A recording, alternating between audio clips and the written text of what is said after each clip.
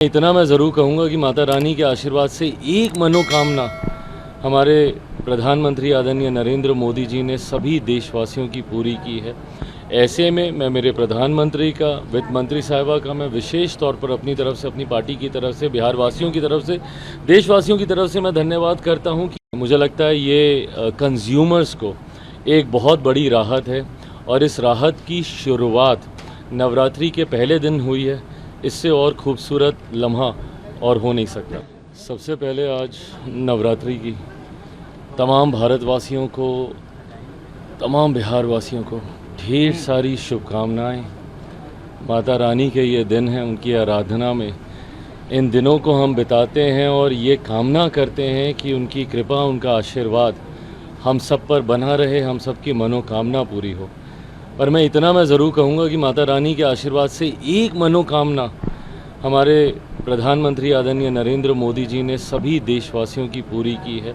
वो जिस तरीके से महंगाई की मार थी, मुझे याद है मैं जब से पहली बार मैंने शपथ लेने के बाद कार्यभार मैंने संभाला था खाद्य प्रसंस्करण विभाग का, इस क्षेत्र से जुड़े हुए जितने भी व्यापारी थे, जितने भी इंडस्ट्री लीडर्स थे, उनकी पिछले साल सवा साल में सिर्फ एक ही मांग रही थी जीएसटी रेट्स को रिवाइज़ करने की।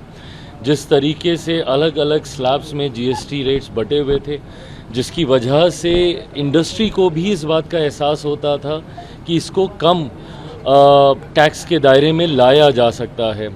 ऐसे में मैं मेरे प्रधानमंत्री का, वित्त मंत्री साहिबा का मैं विशेष तौर पर अपनी तरफ से, अपनी पार्टी की तरफ से, बिहार वासियों की तरफ से, देशवासियों की तरफ से मैं धन्यवाद करता हूं कि इस बड़ी मांग को उन्होंने स्वीकार किया और जिस तरीके से टैक्स में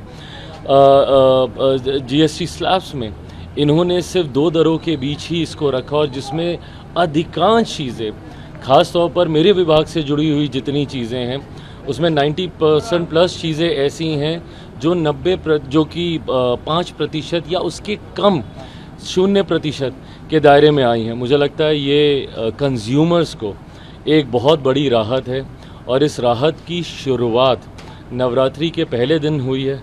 इससे और खूबसूरत लम्हा और हो नहीं सकता। लेकिन विपक्ष सवाल खड़ा करे, मल्लिकार्जुन खड़गे कह रहे हैं कि 100 खाकर आज पर चली गई, ऐसे बयान दे रहे हैं। क्या मतलब क्या करना चाहते हैं? क्या करें कि मतलब महंगाई बढ़ा दी जाए, जीएसटी को बढ़ा दिया जाए? विपक्ष चाहता क्या मेरी समझ में नहीं आता।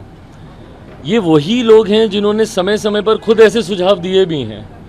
अब ऐसा है, कोई ले लीजिए भैया, आप पहले बोलिएगा कि उसमें धांधली हो रही है वोटर लिस्ट में, उसको सुधारा जाएगा, तो वो प्रक्रिया आपको स्वीकार नहीं है।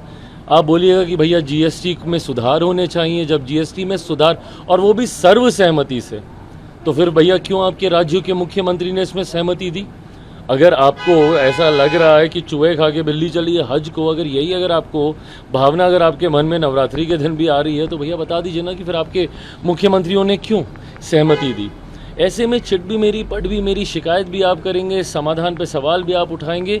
ये गलत सोच है। हर चीज़ पे राजनीति नहीं करनी चाहिए। कीजिए, जहाँ पे आपको लग रहा है कि हम लोग गलत हैं वहाँ पे कीजिए, पर हर विषय पे राजनीति ये गलत परंपरा है।